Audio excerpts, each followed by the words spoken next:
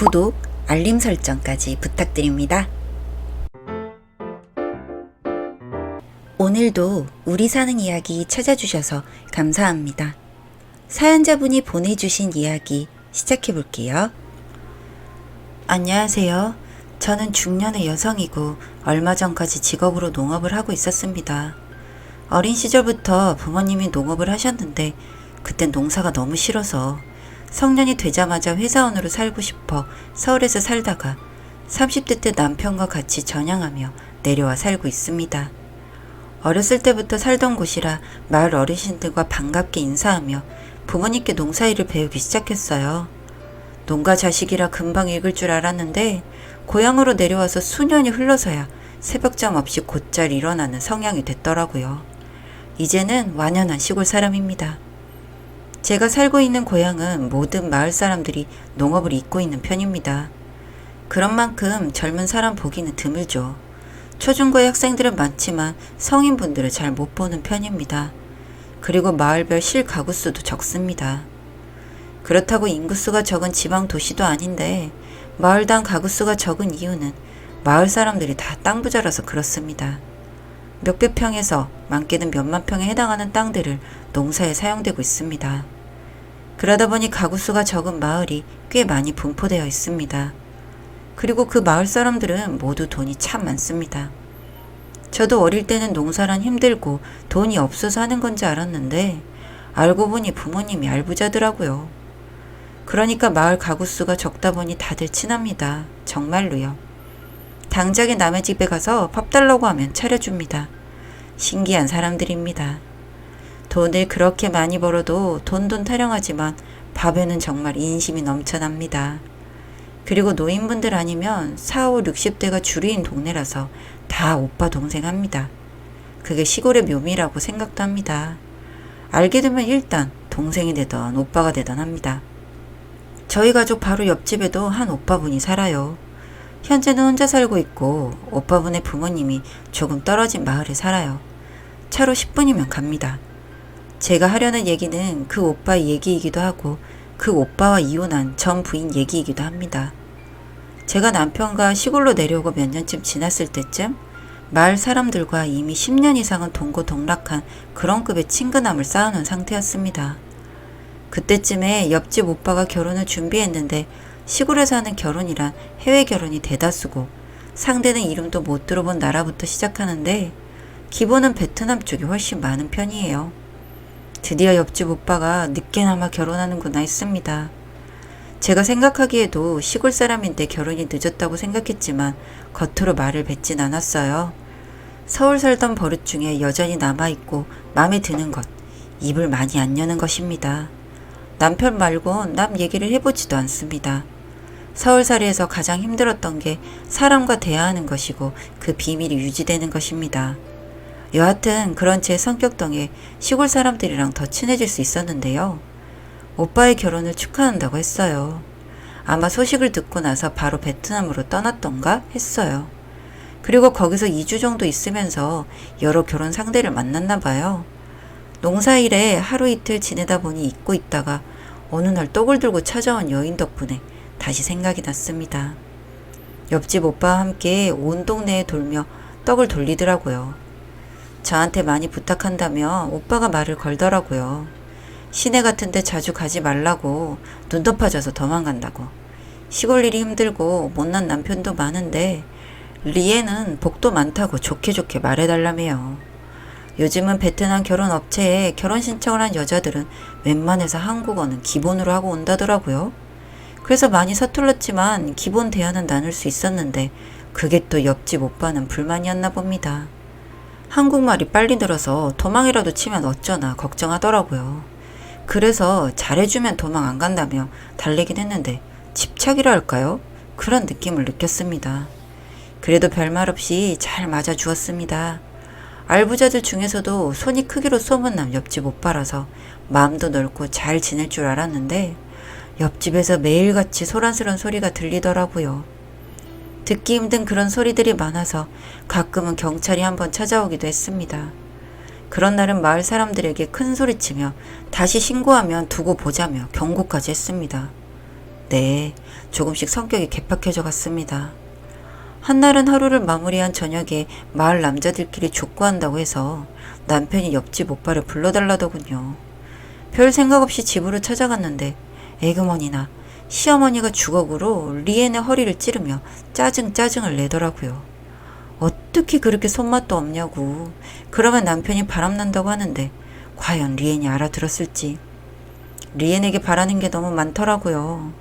한국말 할 줄 안다고 걱정할 땐 언제고 이제는 못 알아듣는다고 구박하고 한국 밥상 차릴 줄도 모른다고 구박하고 이른 새벽부터 일으켜 일을 시키곤 했어요. 서로 말이 안 통해서 불화가 일어난 것이라고 보기에는 대하는 태도가 너무 심했습니다. 심지어 옆집 오빠가 때리는 모습도 봤습니다. 그때는 너무 놀라 몸부터 날려 맞고 봤습니다. 저도 어쩌다 달려들었나 모르겠어요. 그러다 사람이 죽는 건 아닌가 하는 생각이 들어 뛰어들었으나 그런 다음날 옆집 오빠가 찾아와 미안하다며 홍삼 박스를 건네주더라고요. 리에는 병원을 가야 하는데 홍삼 박스라니. 시어머니까지 그렇게 구박할지 몰랐어요. 저도 어떻게 도와줘야 할지 모르겠더라고요. 그래서 도와줄 수 있는 일부터 도와줬습니다. 밥할 때 부엌에 몰래 찾아가 물 맞추는 방법부터 반찬 만드는 방법도 적어주면서 만들어주기도 하고 리엔이 향수병에 먹는 걸 가릴 땐 베트남 음식을 해 보내주기도 했습니다. 31살이면 아직 제가 서울에서 고개 뻣뻣이 들고 다닐 때였는데 리엔은 겨우 시골 사람이랑 결혼했다는 이유로 괴롭힘을 당할 이유가 있나 싶었습니다. 제 마음이 괴로운 것보다 나을 것 같아 거의 리엔과 붙어있는 시간이 많았습니다. 그렇게 3년이 흘러서 리엔도 저와 같은 새벽잠이 없는 시골 사람이 된 듯 했습니다. 새벽같이 일어나서 밭을 일구러 가는 모습에는 주저함이 없더라고요. 비가 오는 날에는 비 온다고 작물 덮어주러 가야 한다며 날쌔게 달려가는 모습에 웃음이 터지더라고요. 예뻤어요. 오늘은 나물 반찬도 해보고 베트남 음식도 해봤는데 옆집 오빠가 맛있다고 했다고 웃는데 아이고 얘는 왜 이렇게 착한지 눈물이 터지더니 리엔과 같이 울었습니다. 더 못 도와줘서 미안하다고 얼마나 울었는지 모릅니다. 제 자신이 참 한심하더라고요. 옆집 오빠의 눈치와 배신자로 볼까봐 그런 걱정이 한켠에 들었던 제가 참 인간 같지 않았습니다. 매일같이 부지런 떠는 그런 리엔도 부족했나봐요. 밤마다 들리는 듣기 싫은 소리는 횟수만 줄었다 뿐이지 끊이지 않았어요. 하루는 새벽까지 그런 소리가 들려 참을 수가 없었습니다. 후라이팬 하나 집어들고 그 집구석으로 가서 유리창을 깨 부신 다음에 리엔을 데리고 저희 집에서 재웠더랬죠. 다음날 저한테 싸움을 걸러오다 마을 어른들이 뭐라 하니 꽁하니 노려보고 가더라고요. 저도 참았어야 했다는 생각이 들었어요. 제가 이러면 리엔이 더 힘들 텐데 어중간하게 껴들어서 미안하다고 했더니 리엔이 도와달라고 처음으로 말했어요. 이제는 이혼하고 싶다고. 한국 돈 필요 없고 안 갖고 싶고 집에 가서 엄마가 보고 싶다고 했어요. 그 말이 또 얼마나 마음이 아프던지 눈물만 느른 듯 했어요. 그래서 그날부터 이혼을 위해 돕기로 약속했습니다. 저희 집도 그렇고 몇몇 집은 집 근처로 CCTV를 설치해 놨습니다. 노인분들도 있고 하니 안전을 위해서 또 누가 훔쳐갈까 괜히 알부자가 아니니까요.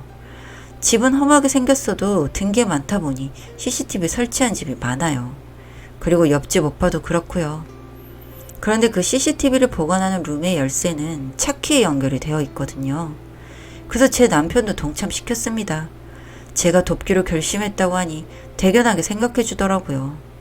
각오했다고 하니 돕겠다고 말만 하라 했습니다. 그래서 마을 동호회 족구하는 날에 참여해서 키를 몰래 챙겨들고 시내로 가서 열쇠를 복사하는 임무를 맡겼습니다. 넓은 공터 옆에 나무 벤치에 다들 겉옷을 휙휙 던져놓기 때문에 열쇠를 몰래 훔쳐 나오는 건 어렵지 않았고 시내로 다시 달려가 열쇠집에서 열쇠를 복사한 뒤 도로 가져다 놓는 미션을 완료했습니다. 또 하루 옆집 오빠가 족구로 집을 비운 날에 리엔과 저는 CCTV 방으로 향했고 멀리 찾을 필요도 없이 간밤에 일어난 행패, 폭행들을 수집할 수 있었습니다. 그래도 모을 수 있는 아주 먼 날까지 복사했습니다. 서울에서 사무직으로 일했던 기술을 부활시켜 원본은 놔두고 복사본으로 폭행 영상들을 찾아냈습니다. 겨우 한 달 동안만 보름에 가까운 폭행이 있었습니다. 제가 말씀드렸지만 저희 집이 잘 사는 집이라 변호사 구하는 건 돈만 있으면 되더라고요. 그때부터 법원에 들락날락했습니다. 저도 리엔도 마을 사람들도. 옆집 오빠는 저희 집에 불을 지를 거라 미친 소리를 뱉더라고요. 그것도 녹음했더랬죠. 변호사가 위자료를 얼마나 청구할 거냐고 하길래 5천? 1억?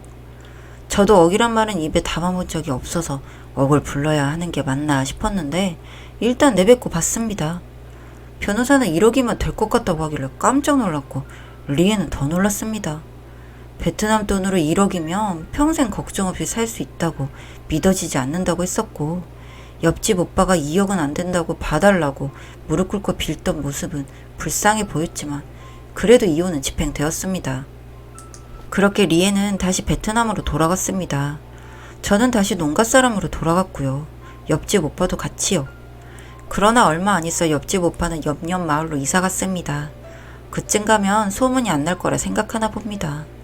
마음 불편하게 옆에서 보고 살아야 했는데 바로 옆집이 아닌 것만으로도 만족했어요. 그리고 제게 엉뚱한 짓은 못할 거라 생각이 들었습니다. 법원에서 엄청 울더라고요. 잘못했다고 잘해주면 도망갈까봐 그랬는데 그게 버릇이 될지 몰랐다고 엄청 울어서 잠깐 휴정한 적도 있었거든요. 뭔가 그런 생각이 들었습니다. 제 인생 처음으로 남의 인생에 관여해서 멋진 빅토리를 얻어낸 일이었습니다. 초등학교 때 왕따 친구 도와주다 같이 왕따 당하고 서울에서 직장살이 하면서 의도치 않게 헛소문의 대상이 되었기에 싸워보기도 했지만 제대로 성공한 적이 없어서 입 다무는 사람으로 바뀌었는데 제 인생 가장 멋진 훈장이지 않을까 싶어요. 리엔은 잘 지내겠죠? 리엔과는 그렇게 끝날 거라 생각했는데요. 1년 반 정도 지났을 때 리엔에게서 연락이 왔습니다. 서울에 들어왔다더라고요. 지금 농사 쉴 시기이니 서울에 놀러 오라는 겁니다. 제 남편과 너무 보고 싶다고 하더라고요. 저랑 남편이랑 눈이 얼마나 땡그레졌는지 모릅니다.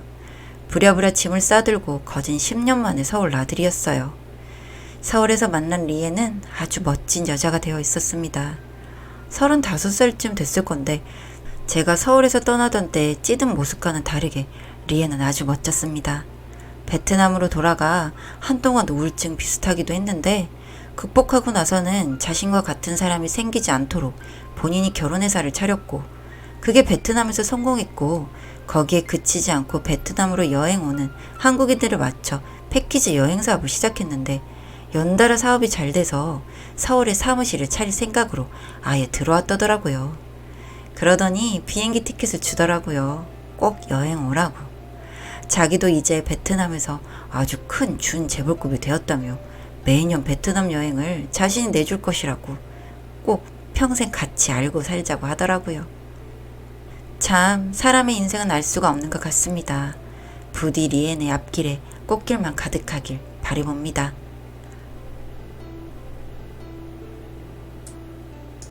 사연은 여기까지였고요. 우리 사는 이야기 시청해주셔서 감사합니다.